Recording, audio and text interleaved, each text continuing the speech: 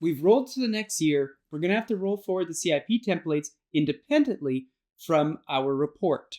One thing that's important to remember about rolling forward the CIP templates is since we are moving the columns to the left, all the data will be kept in gravity. So you do not need to re-enter column.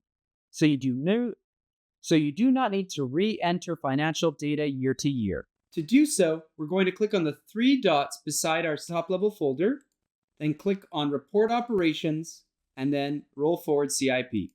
Here, we will have to select the period to which we're rolling forward to, in this case 2025, and automatically all of the CIP templates that are in 2024 will be selected to roll forward to 2025. To finish the operation, we go down to the bottom right-hand corner and click on Finish. Now this will automatically roll all your CIP templates to the next fiscal year. Now you have all the tools necessary to make sure your CIP templates accurately reflect your financial position.